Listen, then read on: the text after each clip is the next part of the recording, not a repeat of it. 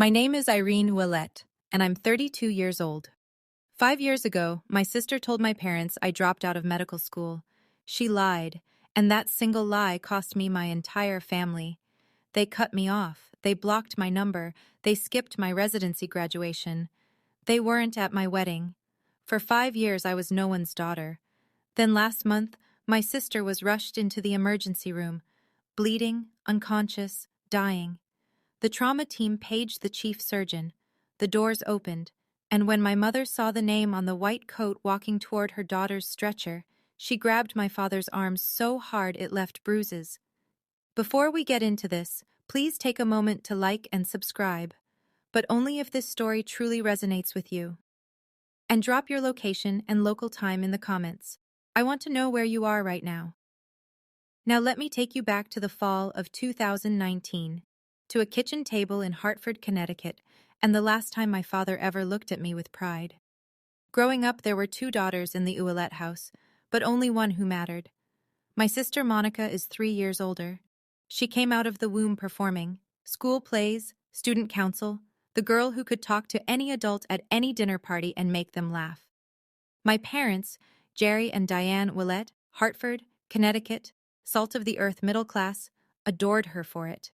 Dad managed a manufacturing plant. Mom did part-time bookkeeping. They valued two things above all else: appearances and obedience.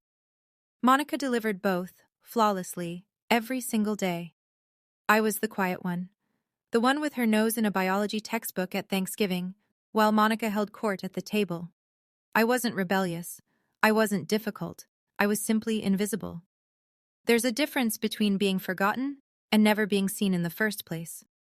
Here's a small example. 8th grade, I made it to the state science fair, the only kid from our school. Same weekend, Monica had a community theater performance. One guess where my parents went. When I came home with a second-place ribbon, Dad glanced at it and said, "That's nice, Reenie." He didn't ask what my project was about. He never did. I told myself it didn't hurt. I told myself I didn't need the attention. I poured everything into my grades, my AP classes, my applications. I figured if I couldn't be the daughter they noticed, I'd be the daughter they couldn't ignore. And for one brief, shining moment, I was. The day I got accepted into Oregon Health and Science University's medical program, 3,000 miles from Hartford, something shifted. For the first time in my life, my father looked at me, really looked at me, and said 5 words I'd waited 18 years to hear. But I'll get to that. First, you need to understand what Monica did when she realized the spotlight was moving. The acceptance letter came on a Tuesday in April. I remember because Monica was visiting for the weekend. She was 22, working as a marketing coordinator at a mid-level firm in Stamford. Fine job, fine life. Fine was Monica's ceiling, though she'd never admit it. Dad read the letter at the kitchen table. His eyebrows went up. "Oregon Health and Science," he said, slow, like he was tasting the words. "That's a real medical school." Then he looked at me. "Maybe you'll make something of yourself after all, Reenie." It wasn't a compliment, not really. But it was the closest thing to one I'd ever gotten from him, and I held on to it like oxygen. Mom called Aunt Ruth that night. She called her sister. She called 2 neighbors. "Irene got into medical school. Can you believe it?" Her voice had a pitch I'd never heard before. Pride. Genuine, undiluted pride. Directed at me. At dinner, I glanced across the table at Monica. She was smiling, but it was the kind of smile that stops at the mouth. Her eyes were doing something else entirely. Calculating, measuring, recalibrating. I know that now. At the time, I just thought she was tired from the drive. That week, Monica started calling me more. 2, 3 times a week. "How's packing going? Who's your roommate? What's Portland like?" She asked about my schedule, my classmates, my professors. She remembered every name I mentioned. I thought my sister was finally seeing me. I thought maybe my getting into med school had unlocked something between us. Respect, connection, whatever it is that normal sisters have. I was feeding her ammunition. Every detail, every name, every vulnerability. And I handed it all over with a grateful smile. Third year of medical school. That's when everything cracked open. My roommate, my best friend, was a woman named Sarah Mitchell. She'd grown up in foster care, no family to speak of, and she was the single reason I survived first year. When I called home once during a brutal anatomy exam week and Mom said, "Can't talk, Reenie, Monica's having a rough day at work," it was Sarah who sat on our apartment floor with me and said, "Their loss. Now get up. We have cadavers to memorize." Sarah was diagnosed with stage 4 pancreatic cancer in August of my third year. No family, no support system, just me. I went to the dean's office the next morning, explained the situation. He approved a formal leave of absence, 1 semester, caregiver status, paperwork filed, spot held. I would come back in January. It was all documented, all legitimate. I moved into the spare bedroom at Sarah's apartment, drove her to chemo, held her hand in the oncology ward at 3 in the morning when the pain got so bad she couldn't breathe. I called Monica to tell her. I don't know why. Maybe I still believed she was the sister she'd been pretending to be. I told her about Sarah, about the leave, about the plan to return in the spring. Monica's voice was syrup. "Oh my God, Reenie, I'm so sorry. Take all the time you need. I won't say a word to Mom and Dad. I know they'd just worry." 3 days later, she called our parents. I don't know the exact words she used that night. I wouldn't learn the full scope of her lie until 5 years later, when it unraveled in the one place none of us expected. But the damage was instant. The call came at 11 at night. I was sitting in a plastic chair next to Sarah's hospital bed. She'd had a bad reaction to the latest round of chemo, and they'd admitted her overnight. My phone lit up. "Dad, your sister told us everything." His voice was flat, arctic. The dropping out, the boyfriend, all of it. "Dad, that's not—" "Don't. Monica showed us the messages. She showed us proof." I pressed my hand against the wall to steady myself. "What messages? What proof?" "Dad, I'm sitting in a hospital right now. I'm taking care of my friend. Monica said you'd say exactly that." A pause. "She said you'd have a story ready." My mother got on the line. Her voice was shaking. "How could you lie to us for a whole year, Irene?" "Mom, please, listen to me. I filed a leave of absence. I can show you the paperwork. I can give you the dean's number." "Enough," Dad again. "Don't call this house until you're ready to tell the truth. You've embarrassed this family enough." The line went dead. I sat on that hospital floor for 20 minutes. Sarah's IV beeped on the other side of the curtain. My phone screen still showed the call duration, 4 minutes and 12 seconds. That's how long it took my parents to erase me. 20 minutes later, a text from Monica. "I'm sorry, Reenie. I had to tell them. I couldn't keep your secret anymore." She wasn't sorry. She'd just executed the most precise strike of her life, and she'd done it with a broken heart emoji as a signature. I was 3,000 miles from Hartford. I had $46 in my checking account, and I had just become no one's daughter. I tried. I need you to know that. I tried everything I could from 3,000 miles away with no money and a dying friend in the next room. Over the next 5 days, I called my parents 14 times. The first 3 went to voicemail. By the 4th, Dad's number was blocked. Mom blocked me 2 days later. I sent 2 emails, one short, one long. The long one had my leave of absence paperwork attached as a PDF. I included the dean's direct phone number. I included Sarah's oncologist's name. I gave them every piece of evidence a reasonable person would need. Neither email got a response. I wrote a handwritten letter, mailed it priority from Portland. 5 days later, it came back. Returned to sender, unopened. I recognized my mother's handwriting on the envelope. I called Aunt Ruth, Dad's younger sister, the only person in our family who'd ever treated me like I mattered equally. Ruth called Dad that same evening. I know because she called me back 40 minutes later, voice heavy. "He told me to stay out of it, sweetheart. He said you've made your bed." Ruth tried to tell him about the leave of absence. Dad hung up on her. 5 days, 14 calls, 2 emails, 1 letter, 1 intermediary. All of it, every single attempt, rejected, blocked, or returned. And here's what sealed it. This wasn't new. This was the pattern of my entire life, compressed into its most brutal form. Every science fair they skipped, every recital they forgot, Every time Monica's version of events was accepted without question while mine was dismissed. This was just the final, loudest iteration. On the sixth day, I stopped calling. Not because I gave up, because I realized they had chosen a long time ago. Monica just gave them permission to stop pretending. Sarah died on a Sunday morning in December. Quiet. Just the beep of the monitor going flat and the pale winter light through the hospice window. I was the only one in the room. No one from my family called. No one knew.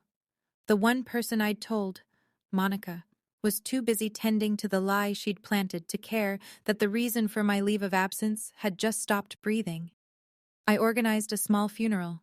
6 people came. Sarah's former foster sister drove up from Eugene. A couple of classmates. A nurse from the oncology ward who'd grown fond of her.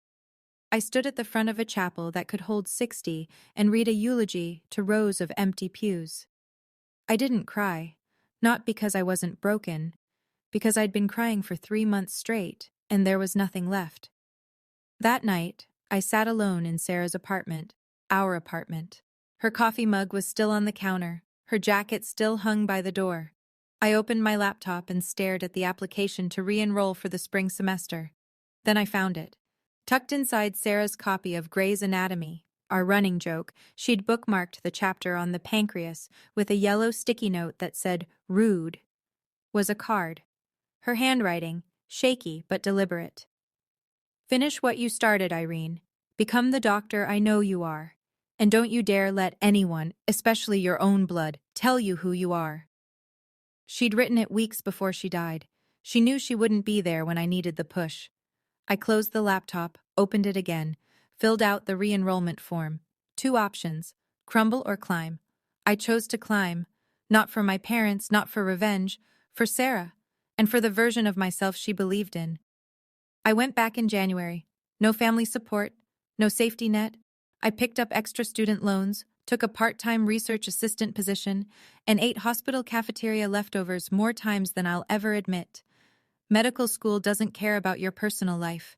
Anatomy exams don't pause because your family disowned you. 12-hour clinical rotations don't get shorter because you cried in the supply closet at 2 in the morning. So I stopped crying and started working. I worked like my life depended on it, because in a way, it did.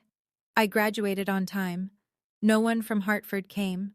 I matched into a surgical residency at Mercy Crest Medical Center, back on the East Coast, a Level 1 trauma center, one of the busiest in Connecticut. That's where I met Dr. Margaret Thornton. Maggie. 58 years old, chief of surgery emeritus, built like a steel cable wrapped in a lab coat. She became the mentor I desperately needed, and the mother figure I'd lost.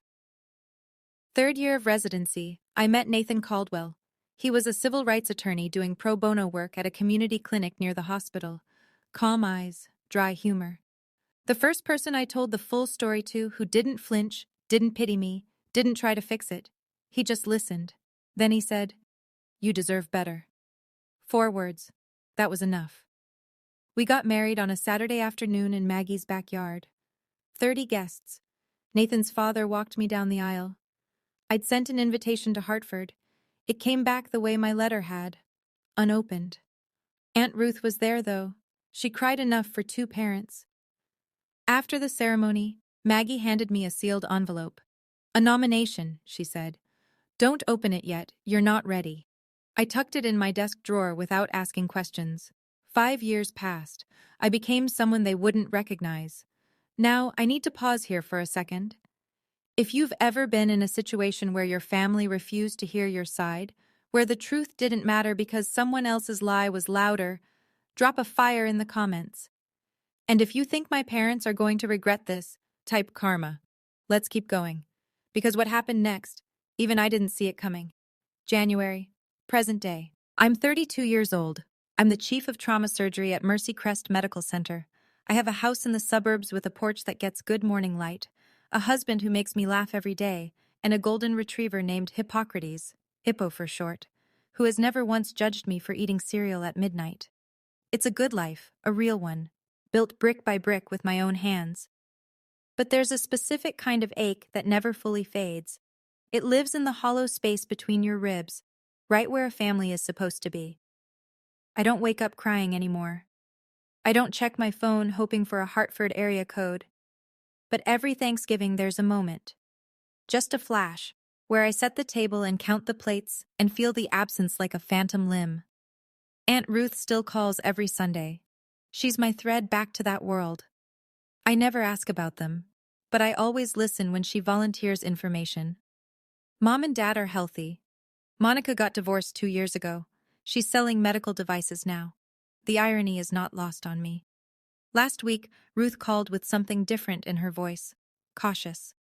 Irene, there's something I need to tell you about Monica. Something concerning. Before she could finish, my hospital pager went off. Trauma activation. I told Ruth I'd call her back. I never got the chance, because what Ruth was trying to tell me was already on its way, hurtling down I-91 at 60 miles an hour in a sedan that was about to run a red light, and within the hour, the thing Ruth was warning me about would be lying on my operating table, bleeding out, with my parents in the waiting room and my name on the chart. I just didn't know it yet. Let me back up. Because what Monica did wasn't a single lie, it was a campaign. Ruth had been feeding me pieces over the years, reluctantly, carefully, like she was diffusing a bomb one wire at a time, and the picture she painted was worse than I'd imagined. For 5 years, Monica maintained the narrative. At every Thanksgiving, every Christmas, every family gathering, she performed the role of the grieving older sister. We don't really talk about Irene, she'd tell cousins. It's too painful for Mom and Dad. She'd shake her head, lower her voice, let the silence do the work. But she didn't stop at silence. She added details. She told our grandmother that I was homeless. She told Uncle Pete's wife that she'd heard from mutual friends I was in and out of rehab. She told our mother, on Christmas Eve 2 years ago, that she had tried to reach out to me and I had refused, that I was the one who cut them off. She flipped the entire story. She said at Thanksgiving, Ruth told me once, voice tight with fury, "I've begged Irene to come home. She won't even answer my calls. I think she hates us." Meanwhile, I was 3 floors deep in an operating room saving a teenager's life. The genius of it, and I use that word with disgust, was that Monica didn't need my parents to forget me. She needed them to believe I had abandoned them. That way, their grief became proof. Their silence became justified. And she remained exactly what she'd always been, the loyal daughter, the only one who stayed. She wasn't protecting them. She was protecting her position. And there was one more thing Ruth told me, something I didn't learn until much later, that made the whole picture even darker. But I'll get to that. Nathan told me this over coffee one morning, 6 months ago. He'd been sitting on it for 2 years. "There's something I didn't tell you," he said, setting his mug down carefully, the way he does when he's about to deliver bad news in his lawyer voice. 2 years ago, I got a call from HR at your old hospital. Someone using a fake name had contacted them asking about the employment status of Irene Ouellette. They wanted to know if you'd ever been disciplined, if your credentials were legitimate. I stared at him. Who? I had a colleague trace the inquiry. The IP address came back to Hartford. The kitchen went very quiet. Ipo's tail thumped against the floor. The coffee maker hissed. "She was trying to find something," I said. "Anything," Nathan confirmed. "Anything she could use to keep the story alive, to prove you were a fraud." "She didn't find anything." "No, because there's nothing to find." I wrapped my hands around my mug. Tight. I could feel the heat bleeding through the ceramic. "She didn't just lie about me once, Nathan. She's been hunting me." He reached across the table and put his hand over mine. "That's not sibling rivalry, Irene. That's something else entirely." He was right. Monica hadn't told a lie and moved on. She had built an architecture of deception, load-bearing walls, reinforced beams, and she'd spent 5 years making sure none of them cracked. Every holiday story, every whispered rumor, every fake inquiry was another brick. I could have done something then, called a lawyer, confronted my parents, blown the whole thing open. But I didn't, because life was about to do it for me, in the most brutal, public, and ironic way imaginable. And it started with a pager at 3 in the morning. Thursday night, January, 3:07 a.m. The pager dragged me out of a dead sleep. Nathan shifted beside me, murmured something. Ipo lifted his head from the foot of the bed. The screen glowed in the dark. Level 1 trauma. MVC, single female, 35, blunt abdominal trauma, hemodynamically unstable. ETA 8 minutes. I was dressed in 4 minutes. Driving in 6. The roads were empty and wet, that particular shade of black that January gives you in Connecticut. I ran through the case in my head the way I always do. Mechanism of injury, probable organ involvement, surgical options, motor vehicle collision, blunt abdominal trauma, unstable vitals, likely splenic rupture, possible liver laceration.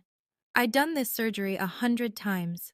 I badged in through the ambulance bay entrance and walked straight to the trauma bay. My team was already assembling. 2 residents, a trauma nurse, anesthesia on standby.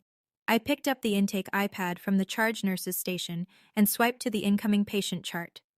Patient, Monica D. Ouellette, DOB, March 14, 1990. Emergency contact, Gerald Ouellette, father. I stopped walking. The hallway noise, the beeping, the intercom, the squeak of shoes on linoleum, it all pulled back like a tide. For 2 seconds, maybe 3, I wasn't a surgeon. I was a 26-year-old sitting on a hospital floor in Portland, phone still warm in my hand, listening to a dial tone.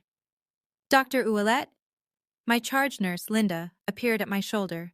You okay? I looked up, blinked, set the iPad down. I'm fine. Prep Bay 2, and page Dr. Patel. I want him on standby. The ambulance siren wailed in the distance, getting closer, and behind that ambulance, I knew, before I could see them, were 2 people I hadn't faced in 5 years. The ambulance doors cracked open and the stretcher came fast. Monica was strapped down, unconscious, oxygen mask fogging with shallow breaths, blood on her shirt, one hand hanging limp off the side rail.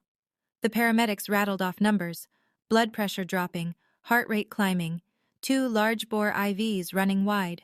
Behind them, running, came my parents. My mother looked like she'd aged a decade, hair thinner, face drawn. She was in a bathrobe, slippers on the wrong feet. My father was in a flannel and jeans, thrown on in a panic. His face was the color of old paper. "That's my daughter," he shouted past the triage nurse. "Where are they taking her? I need to talk to the doctor in charge." The nurse, a woman named Carla I'd worked with for 3 years, put both hands up. "Sir, family needs to wait in the surgical waiting area. The trauma team is already here. The chief is handling this personally." "The chief?" Dad grabbed Carla's arm. "Get me the chief, now." Carla glanced through the glass partition toward the trauma bay. She looked at me, gowned, gloved, my badge hanging from my scrub top. She read the name, read it again. Her eyes went wide for just a fraction of a second. I gave a small shake of my head. "Not now." Carla composed herself. "Sir, the chief is prepping for surgery. You'll be updated as soon as possible. Please, the waiting room is this way." My parents were led down the hall. Mom was whispering prayers, hands clasped so tightly her knuckles were white. Dad kept turning back, looking through every window he passed. "She's all we have," he said to no one in particular. "Please, she's all we have." I heard it through the partition glass. Every word. She's all we have. As if I had never existed. I stepped into the scrub room alone. 30 seconds. That's all I allowed myself. I turned on the faucet, let the water run hot over my hands, looked at myself in the stainless steel mirror above the sink. Distorted, warped. The way everything felt right now, scrub cap on, badge visible. The face of a woman who had been surgically removed from her own family tree, now being asked to surgically save the woman who held the saw. Part of me wanted to walk out, call Patel, let someone else carry this. Let my parents owe their daughter's life to a stranger, not to me. That would be cleaner, simpler. But there was a woman on that table with a ruptured spleen and what looked like a grade 3 liver laceration. She was losing blood faster than we could replace it. She was going to die in the next 30 to 40 minutes if the best surgeon in this building didn't operate, and the best surgeon in this building was me. I paged Patel directly. "I have a conflict of interest. The patient is a family member. I'm disclosing it now and documenting in the chart. If at any point my judgment is compromised, you take the lead, no questions asked. Patel's voice was steady. Understood, Chief. I told Linda to note the disclosure in the nursing record.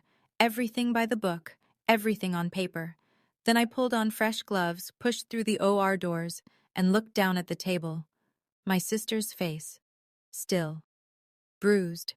The oxygen mask fogging and clearing. She looked smaller than I remembered. Thinner.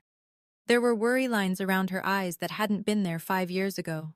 For 3 seconds, she wasn't the woman who destroyed my life. She was a body on my table, and that was exactly how I needed her to be. Let's go, scalpel. 3 hours and 40 minutes. That's how long it took to rebuild what the steering column and the red light had torn apart. Ruptured spleen. We took it out. Grade 3 liver laceration. We repaired it with precision sutures, layer by painstaking layer. Internal bleeding from 2 separate mesenteric vessels. Clamped, cauterized, controlled. I didn't speak unless I needed to. Suction, clamp, lap pad, retract. My hands moved the way they've been trained to move. Steady, deliberate, fast when speed mattered and slow when precision mattered more. The residents watched. They always watched during my cases, and I could feel their attention sharpen when the liver repair got tricky. I didn't falter. I couldn't afford to. At 6:48 a.m., I placed the final closing stitch. Monica's vitals were stable. BP normalized. Output clear. She was alive. Dr. Patel, who'd been standing silently in the corner the entire time, pulled his mask down. Irene, he said quietly. That was flawless. You want me to talk to the family? I peeled off my gloves, dropped them in the bin, washed my hands. Automatic, methodical, the same way I'd done it 10,000 times before. No, I said. This one's mine. I caught my reflection again in the scrub room mirror. Same face, same badge. But something had shifted. For 5 years, I'd been the daughter who disappeared. Now I was the surgeon who'd just pulled her sister back from the edge of death. Those two facts were about to collide in a waiting room 40 feet away, in front of my entire night shift team. I straightened my scrub top, checked my badge, took one breath. Then I walked toward the waiting room. The hallway had never felt so long. The waiting room had that fluorescent hush that hospitals get at 7 in the morning. 2 other families were scattered in the far corners. A television murmured weather reports to no one. And in the center row, sitting rigid, sleepless, terrified, were my parents. I pushed through the double doors, still in my surgical scrubs, mask pulled down around my neck. Scrub cap off now, hair pulled back. My badge hung at chest level, printed in clean block letters anyone could read from 6 feet away. Dr. Irene Ouellette, MD, FACS, Chief of Trauma Surgery. Dad stood first. He always stood first. It was a reflex, the need to be in charge. Doctor, how is she? Is Monica... He stopped. His eyes had dropped to my badge, then rose to my face, then dropped to the badge again. I watched the recognition move through him like something physical, a tremor that started in his hands and climbed to his jaw. Mom looked up a half-second later. Her lips parted. No sound came out. Her right hand shot to Dad's forearm and clamped down, fingers digging into the flannel of his sleeve with a force that I would later learn left 4 bruises shaped like fingertips. 5 seconds of silence. 5 seconds that held 5 years. I spoke first. Calm, clinical. The same voice I used to address every family in this room. Mr. and Mrs. Ouellette. I'm Dr. Ouellette, Chief of Trauma Surgery. Your daughter Monica sustained a ruptured spleen and a grade 3 liver laceration in the accident. Surgery was successful. She's stable and currently in the ICU. You'll be able to see her in approximately 1 hour. Mr. and Mrs. Not Mom and Dad. I watched that land. I watched it cut. Behind me, through the glass partition, Linda and 2 nurses were watching. They knew. By the look on their faces, they'd already put it together. My mother moved first. She took a step toward me, arms lifting, a sob already breaking through her chest. Irene? Oh my God. Oh my God. Irene. I stepped back. Half a step. Polite. Unmistakable. She froze. Her hands hung in the air between us. Then slowly, painfully, dropped to her sides. Dad's voice came out like gravel dragged over concrete. You're a doctor. I am. You're the chief. I am. But Monica said what exactly? He closed his mouth, opened it, closed it again. I could see the machinery of his mind trying to reassemble 5 years of certainty that was crumbling in real time. Mom was crying now. Not quietly. "We thought you dropped out. She told us she told you I dropped out. That I had a boyfriend with a drug problem. That I was homeless. That I refused to contact you." I kept my voice level. No shaking. No tears. I had rehearsed this moment 1,000 times in the shower, in the car, in the dark before sleep. I never thought it would happen in surgical scrubs under fluorescent lights. None of it was true. Not a single word. Through the glass behind me, I could see Carla press a hand to her mouth. A resident, Dr. Kimura, second year, looked away, jaw tight. Linda set down her clipboard and stared. Dad tried to redirect. Old instinct. "This isn't the time or place, Irene. Your sister is in the ICU." "I know. I just spent 3 hours and 40 minutes making sure she survives. So yes, Dad, I'm aware of where she is." He had nothing. For the first time in my life, my father, a man who had never been at a loss for a decree, had absolutely nothing.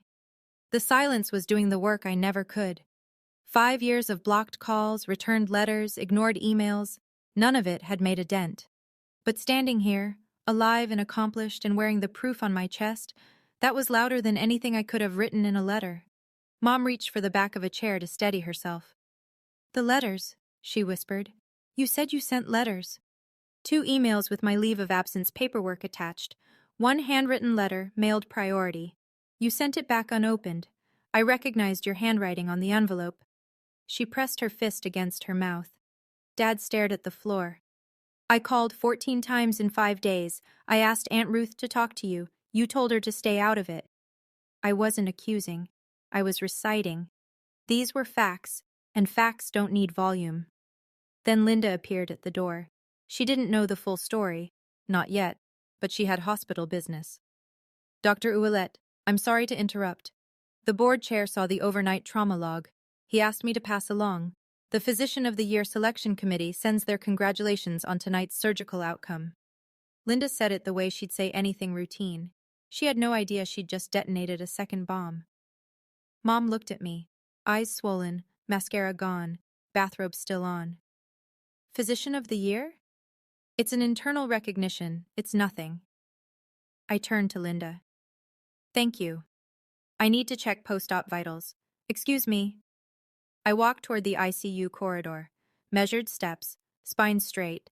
I didn't look back, but I heard my mother's voice behind me, small and ruined. "Jerry, what have we done?" And I heard something I'd never heard before. My father, saying nothing. Because silence, for the first time, was the only honest thing he had left. 4 hours later, ICU, room 6, monitor beeping in rhythm, morning light angling through the blinds. I walked in for the standard post-op assessment. Vitals, drainage output, wound check, routine. Except nothing about this was routine. Monica's eyes were open, glassy, unfocused from the anesthesia, but open. She blinked at the ceiling, blinked at the IV pole. Then her gaze tracked sideways to me. She squinted. Read my badge. Read it again. The color drained from her face in a way I've seen before, but only in patients who've just been told their prognosis is bad. "Irene." Her voice was sandpaper. "Good morning, Monica. I'm your attending surgeon. You sustained a ruptured spleen and a grade 3 liver laceration from the accident. Surgery went well. You're going to make a full recovery. You're a doctor. Not a question. A reckoning. I'm the chief of this department, have been for 2 years." I watched it happen. The same spectrum Dad had gone through, but slower, because Monica was processing it through a morphine drip and what I suspect was dawning terror. Confusion first, then disbelief, then fear. And then, there it was, the expression I'd seen my whole life, the quick flicker behind the eyes, calculation. Even now, lying in a hospital bed with my sutures holding her liver together, Monica was trying to figure out how to spin this. "Irene, listen, I can explain. You don't need to explain anything to me." I nodded toward the glass door, where 2 figures stood in the hallway, watching, faces wrecked, eyes red. "You need to explain it to them." I updated her chart, checked the drain, left without another word. I didn't stay to hear what happened next, but the entire ICU floor heard it. Monica's room wasn't soundproof, and neither was the truth. Okay, I have to stop here for a second. What do you think Monica told my parents when they walked into that ICU room? Option A. She finally tells the truth. Option B. She doubles down on the lie. Option C. She plays the victim. Again. Drop your answer in the comments. And if you haven't subscribed yet, now is the time. Because the next part of this story is where everything comes crashing down. I learned what happened from Linda, who heard it from the ICU nurse, who heard it through the glass. If you guessed option C, congratulations.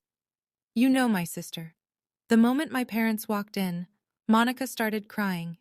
Big, heaving sobs that pulled at her stitches and made the heart monitor spike. Mom, Dad, you have to believe me. I never meant for it to go this far. I was scared for her. Dad stood at the foot of the bed. His voice was barely controlled. Monica, Irene is a surgeon. She's the chief of trauma surgery at this hospital. I didn't know that. She said she sent letters, emails. She called 14 times. She asked Ruth to intervene. Mom's voice was flat, hollow. Is that true? She's exaggerating. You know how Ruth tried to tell us. Dad again, and this time his voice cracked. Not from sadness, but from the structural failure of everything he'd believed for 5 years. 2 years ago, Ruth called and said Irene was in residency. A surgeon. You told us Ruth was lying, that she was just trying to cause drama. Ruth doesn't know the whole story. What is the full story, Monica? Mom, screaming. In an ICU, the nurse at the station outside flinched. 2 rooms down, a patient's visitor looked up from their phone. And Monica, backed into a corner, IVs in both arms, my sutures in her abdomen, did what she always does. She pivoted from defense to offense. Fine, she's a doctor. Good for her. But she abandoned this family. She never called. Because we blocked her number, Monica. Dad's hand was on the bed rail, knuckles white. Because you told us to. The heart monitor beeped. The IV dripped. And Monica, for perhaps the first time in her adult life, had no script. Aunt Ruth walked into the ICU at 9:45 that morning. I'd called her from the scrub room after surgery, not to summon her as a weapon, but because Monica was her niece, too, and Ruth deserved to know. But Ruth came prepared. 5 years of silence will do that to a woman with a filing system and a long memory. She didn't sit down, didn't hug anyone. She stood in the middle of that room and said, I've been waiting 5 years to have this conversation, and I'm not waiting 1 more minute. She pulled out her phone, opened a folder she'd labeled, I found out later, Irene, proof. Inside, screenshots of every email I'd sent my parents in those first desperate days. The PDF of my leave of absence from OHSU, signed by the dean, stamped with the registrar's seal. My re-enrollment confirmation. A photo of my residency graduation, me in a cap, holding the diploma, Aunt Ruth next to me, the only family member in the frame. She held the phone out. Mom took it with trembling hands. And here, Ruth said, swiping to a text thread. This is from Monica, sent to me 4 years ago. She read it aloud. Don't tell Mom and Dad about Irene's residency. It'll just confuse them. They're finally at peace. The room went still. Monica stared at the ceiling. Her jaw was set, but the calculation was gone from her eyes. What replaced it was something I'd never seen there before, the look of someone who's run out of rooms to hide in. You told me to keep quiet for the family's sake, Ruth said, looking straight at Monica. But this family hasn't had peace. It's had a 5-year blackout. Ruth turned to my parents. And you two, you let this happen, not because you didn't love Irene, but because loving Monica was easier. Nobody argued. There was nothing left to argue with. Mom sank into the chair beside Monica's bed, but she wasn't looking at Monica anymore. She was scrolling through Ruth's phone, reading my emails one by one. Her lips moved as she read. She stopped on the last one, the one I'd sent the night before my residency graduation. I know what it says. I've reread it 100 times in my own sent folder.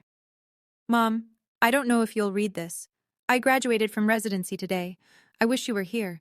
I'm still your daughter. I never stopped being your daughter. Mom doubled over in the chair. Not crying. It was beyond that. It was the sound of someone meeting the full weight of a mistake they can never undo. Dad stood at the window, his back to the room, his shoulders shaking. Aunt Ruth told me later it was the first time she had ever seen her older brother cry. In 62 years, not once. Not at their mother's funeral. Not when his business nearly went under. Not ever. He cried now. Silently, facing the parking lot, while the monitor beeped behind him. Monica lay in the bed. She'd stopped talking. The IV dripped. Her eyes were fixed on a point on the ceiling. There was nothing left to perform, no audience that would believe her. The persona she'd worn for 35 years was lying in pieces on the linoleum, and no amount of charm or tears or clever reframing was going to put it back together. You missed her wedding, Jerry. Ruth's voice was quiet now, spent. Nathan's father walked her down the aisle. Do you understand what that means? Dad didn't turn from the window, but he spoke. 4 words, low, cracked down the center. What have we done? Not a question. He wasn't asking. He was convicting. And knowing the truth and knowing what to do with it, those are 2 very different things. I came back that afternoon. End of my shift. 22 hours since the pager woke me. But who's counting? My parents were still there. Of course they were. Where else would they go? Back to the house where they'd spent 5 years pretending they only had one daughter? Mom stood up the second I walked in. Her face was swollen, eyes nearly shut from crying. Irene, baby, I'm so sorry. I held up my hand, gently, but firm. I hear you, and I believe you're sorry, but sorry is a word. It's a starting place, not a finish line. What I need is time. Dad turned from the window. He looked like he'd aged 5 years since this morning. We want to make this right. Then you need to understand something. I kept my voice even. This wasn't anger. This was clarity. The kind that only comes after you've burned through every other emotion, and what's left is the truth, clean and simple. I'm not the girl you sent away. I'm not the girl who begged you to listen for 5 days from 3,000 miles away. I'm someone who built a life, a whole life, without you. And if you want to be part of it now, it will be on my terms, not Monica's, not yours, mine. Dad opened his mouth. Old reflex. Then he closed it. And nodded.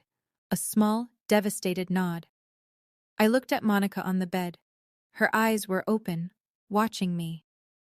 When you're recovered, I said, you and I are going to have a conversation, a real one, but not today. Today, you're my patient. I don't mix the two. I left. Spine straight, steps measured. I didn't turn around.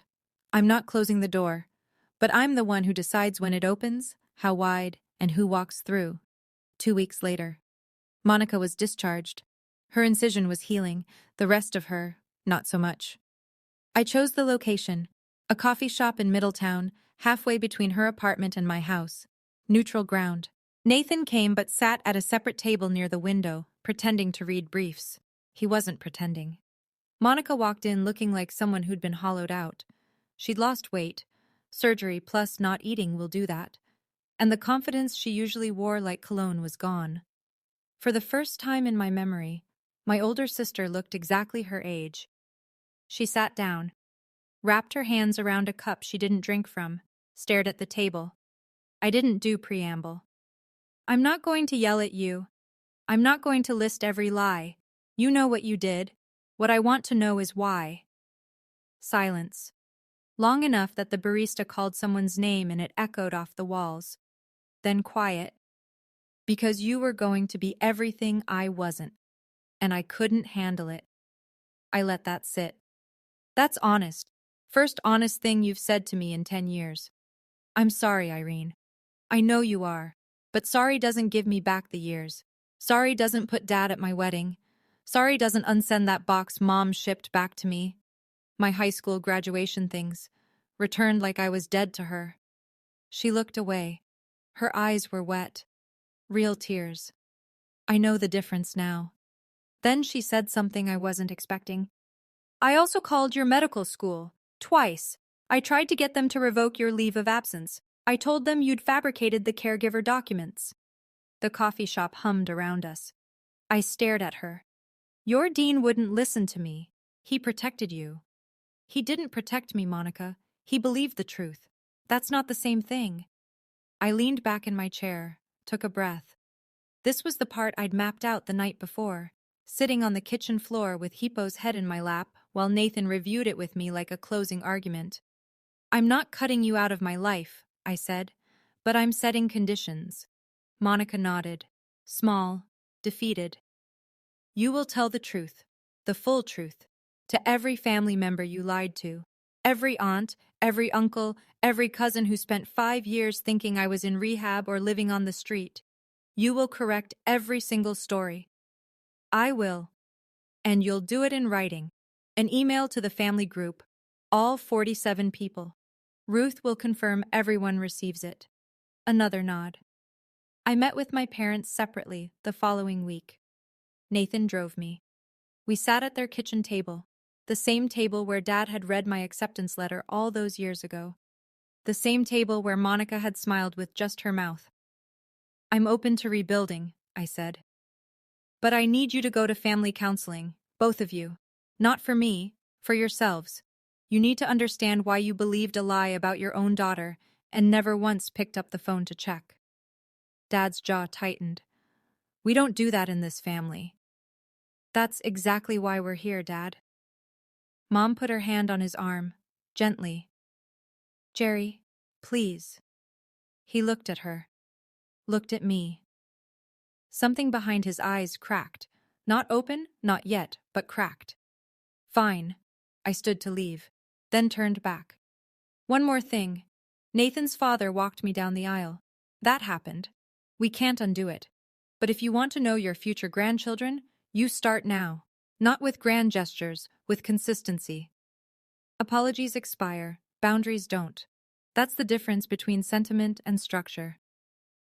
1 month later, the Physician of the Year Gala, 200 people in the ballroom of the Hartford Marquis Hotel, surgeons, department heads, hospital administrators, donors, board members, crystal glasses clinking, name tags on lanyards, a string quartet playing something classical that nobody was listening to. I wore a simple black dress. Nathan was at a front table, looking like he'd been born in a suit.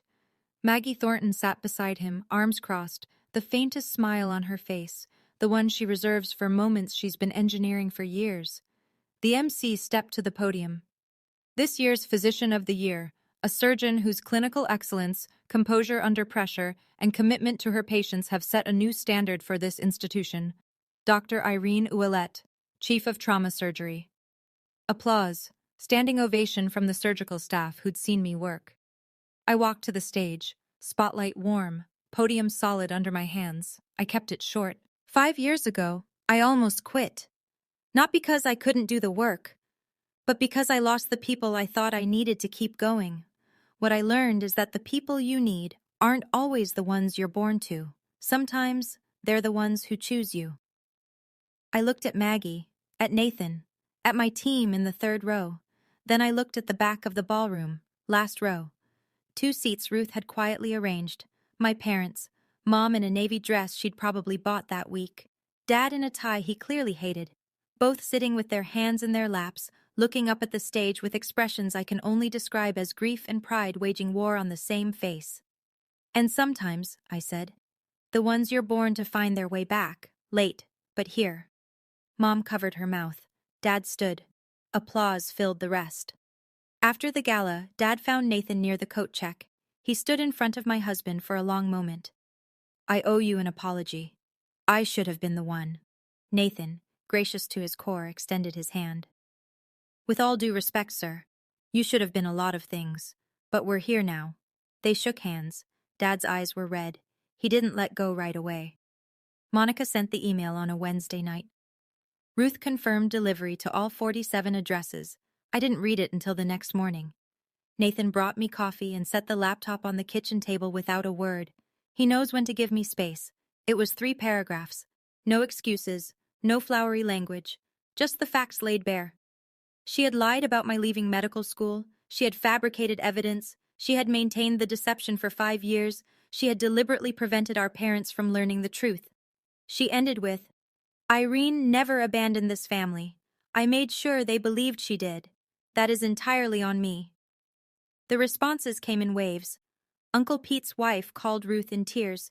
She'd repeated Monica's rehab story at a book club 2 years ago. Cousin David in Vermont sent Monica a one-line reply, "I don't know who you are anymore." Our grandmother, Nana June, 89, the matriarch who'd stopped asking about me at Thanksgiving because Monica told her it was too painful, called me directly. "I'm 89 years old," she said, her voice paper-thin but furious. "And I have never been lied to so thoroughly by my own blood. Irene, forgive an old woman for not seeing it." "There's nothing to forgive, Nana. You were lied to. We all were." Nobody organized a boycott of Monica. Nobody sent group texts declaring her dead to them, but the trust she'd stockpiled, the currency she'd been spending for 35 years, was gone. You could feel it in the silence after her email, in the replies that didn't come, in the invitations that quietly stopped arriving. No one punished Monica. They just stopped believing her. And for someone who'd built her entire identity on being believed, that was punishment enough. My parents started counseling in February. A therapist in West Hartford named Dr. Renna, calm, direct, the kind of woman who doesn't let you dodge a question. Mom took to it immediately. She'd been carrying the weight of her passivity like a stone in her coat pocket, and the first time Dr. Renna named it, enabling through silence, Mom broke down in the office and didn't stop crying for 40 minutes. That's what Ruth told me. I wasn't there. It wasn't my session to witness. Dad struggled. He went. He sat in the chair. He answered questions in as few words as possible. Dr. Renna told him, Ruth relayed, that his need to be right, his refusal to revisit a decision once it was made, had been the load-bearing wall of this entire disaster. Monica provided the lie, but Dad's pride cemented it into place. He didn't argue with her. That might have been the first sign of change. 3 weeks into counseling, Mom mailed me a letter, handwritten. The irony wasn't lost on either of us. "I failed you," she wrote. "Not just when I believed Monica, but every time I chose peace over fairness. Every time I let your father's temper decide what was true. Every time I saw you standing in the doorway, quiet and waiting, and told myself you were fine, because it was easier than admitting I wasn't brave enough to fight for you." I read it at the kitchen table. Ipo was asleep on my feet. Nathan was in the next room, pretending not to listen. I didn't cry, but I held that letter for a long time. Then I opened the drawer where I keep things that matter. Sarah's card, my returned letters, the wedding invitation that came back unopened, and I placed it inside. Same drawer, different side. Progress isn't always dramatic. Sometimes it's just rearranging what you carry. Monica started therapy too, her own, separate from the family sessions.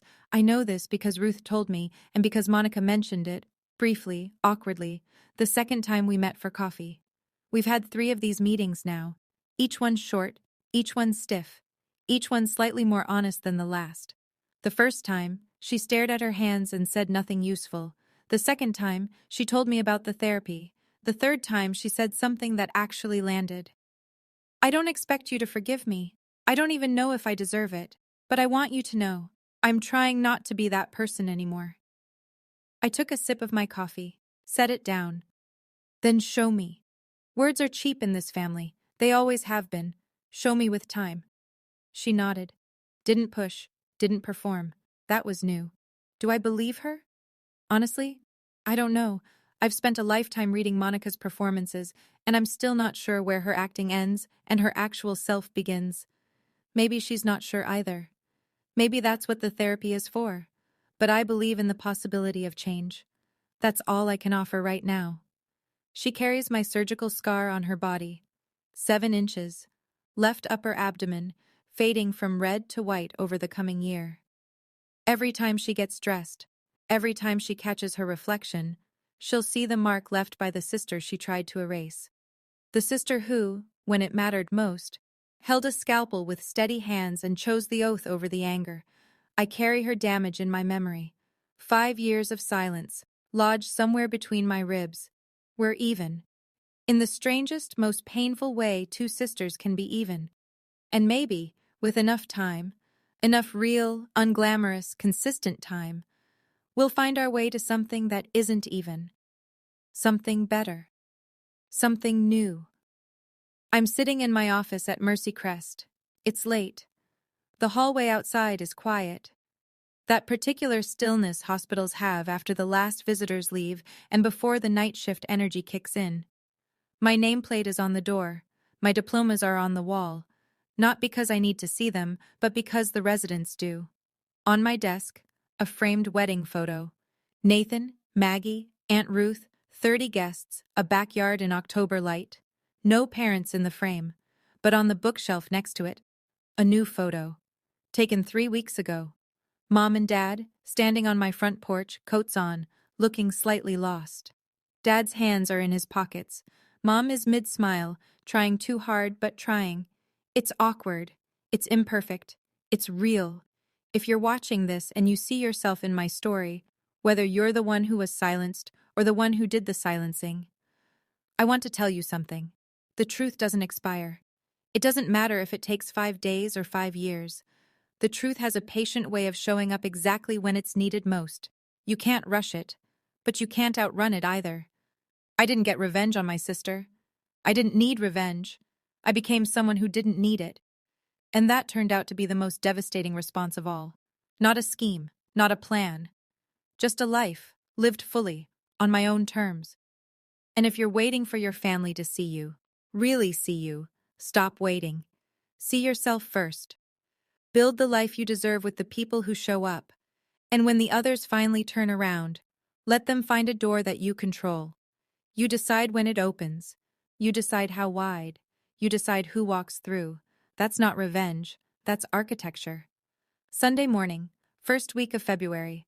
Light snow falling outside the kitchen window, the kind that doesn't stick but makes everything look like it's being gently forgiven. I'm making French toast. Nathan is grinding coffee beans, singing off-key to something on the radio. Ipo is stationed under the table, optimistic about crumbs. The doorbell rings. I wipe my hands on a towel and open the front door. Mom and Dad, standing on the porch in their winter coats. Dad is holding a bottle of orange juice like he's not sure what to do with his hands. Mom has a tin of homemade cookies. Her shortbread, the ones she used to make for every school event of Monica's, and none of mine. Hi, Mom says, nervous, hopeful. Come in, I say. Coffee's almost ready. Dad steps inside, looks around the kitchen like he's cataloging everything, the house he's never been in, the life he almost never knew existed. He clears his throat. Can I help with anything? I look at him. My father, 62 years old, standing in my kitchen for the first time, asking permission to be useful. You can set the table, Dad. He nods, goes to the cabinet I point to, takes out plates, counts them, looks at me. 4? 4. He sets them down, one by one, carefully, like they might break if he's not gentle. Nathan hands him coffee. Mom hugs me at the stove, not a dramatic movie hug, just a quiet one, arms around me, forehead against my shoulder. No words, holding on. Ipo thumps his tail. Snow falls outside. The French toast sizzles. It's not perfect. It's not the childhood I deserved, or the reconciliation movies promise. But it's real. And real is more than I had for a very long time. My name is Dr. Irene Ouellette. I'm 32 years old, and I am finally, slowly, carefully, letting myself be someone's daughter again. 4 plates. It's a start. If this story resonated with you, if it made you think about your own family, your own boundaries, or someone you've lost and found, leave me a comment. Tell me, what would you have done? Would you have opened that door? And if you want more stories like this, check the description for one I think you'll love just as much. Thank you for being here. I'll see you next time.